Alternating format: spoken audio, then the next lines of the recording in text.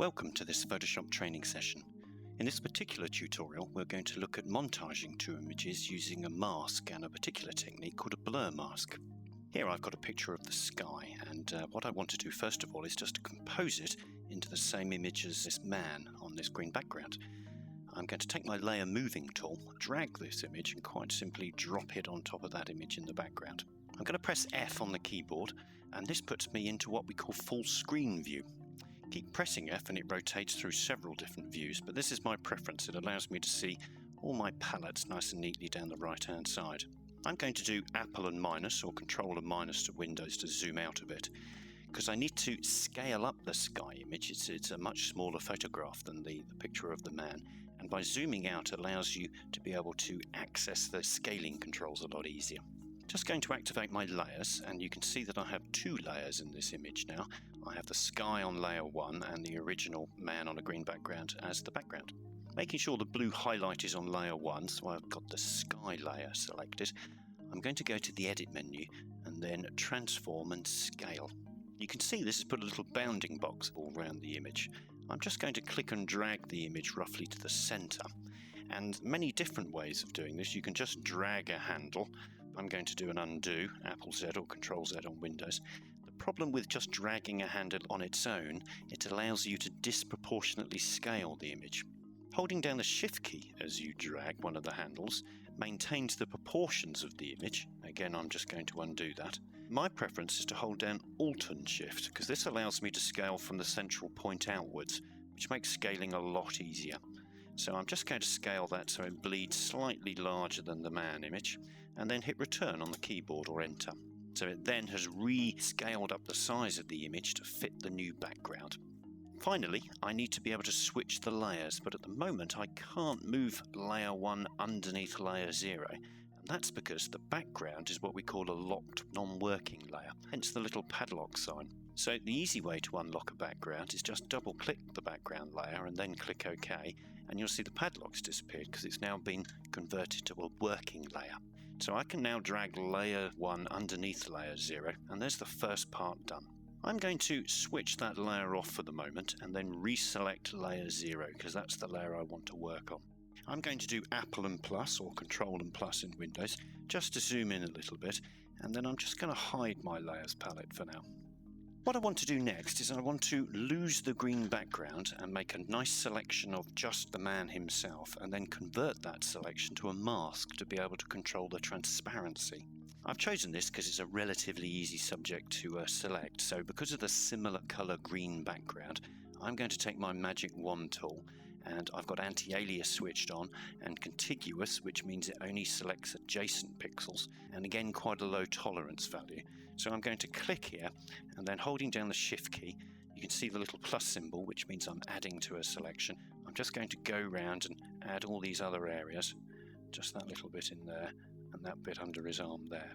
So there, I've got quite a good selection. I'm going to bring back my layers palette now so you can see what's going on. In this particular trick, we're going to convert a selection to a mask, and then we're going to do what's called a blur mask, which will allow us to control the edges. And this is the area that people have most problems with. The first thing to do in this particular trick is to make sure you've got what you want to keep selected. Currently I've got the background selected, so I'm going to go to the select menu, and then I'm going to inverse this selection. So step 1 is I've got the object that I want to keep selected. Step number 2 in this trick, very straightforward. You just click this little icon here which says Add Layer Mask, and when you have a selection on a layer and you click this, it then converts that selection to a little black and white transparency mask. If we now zoom in on his nose, so I'm going to do Apple and plus or Control and plus on Windows, and then just hold down the space bar. And this is probably a common problem that you've seen or tried or worked with yourselves, and this is the problem of the edge and how we deal with the edge around his face. I see lots of people take the blur tool and they hand go round and spend ages blurring it. Some people might have contracted the selection from the select and modify command. This particular trick is a great trick and very high quality and very easy to do. I'm going to show you a combination of this trick in both the transparency mask and in the image.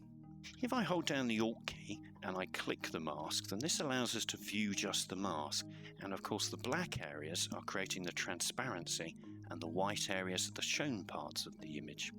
You can see if I Alt-click the mask again how that corresponds to the transparent stopping abruptly and then the image taking over. So Alt-clicking the mask again.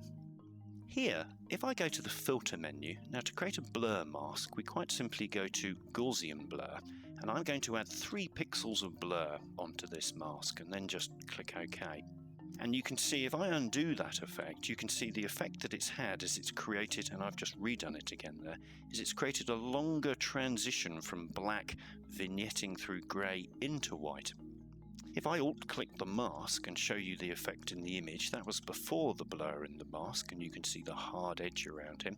And if I reinstate the blur, that's diffused the effect around it, but we still have this dark halo effect. And we want to get rid of that so we see through to the sky image beautifully underneath. Again, I'm going to Alt-click the mask, and this is the final part of the trick. I'm going to go Image Menu, Adjustments and Levels. Now, keep an eye on the length of the vignette from black going through to white here. Because I'm working in my mask, if I now start to add black under the input levels, you'll see that as I slowly move the slider across, the black is spreading towards the white, shortening the distance of the vignette.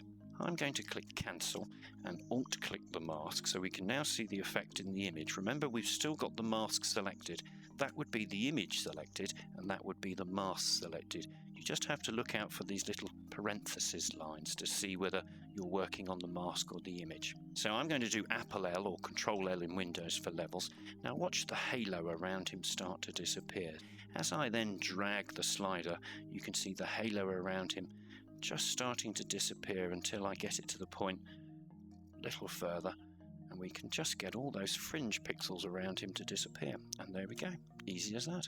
If you've had a go at trying to get rid of pixels over the years, you might be looking at this thinking, oh my god, all that time I've spent, and it really is that straightforward. You create a mask, you blur it, then use levels to spread the black towards the white, and that just reduces the halo effect around an object. To finish it off, I just need to click the sky so that it comes on. Now you can see I haven't been quite perfect down this edge here, so still with my mask selected, I'm going to blur by a further 1.5 pixels, so I'm repeating the operation, so a little bit more blur again, and then back into levels, Apple L or Control L, and just add a little bit more, and just to contract that, so you can build up a compound effect until there. I've got quite a beautiful edge down there now, and click OK. Double clicking the hand, which is a shortcut to just fit the window full size, close my layers, and there we go, one nicely composed 2 images with a perfect blur mask controlling the edges.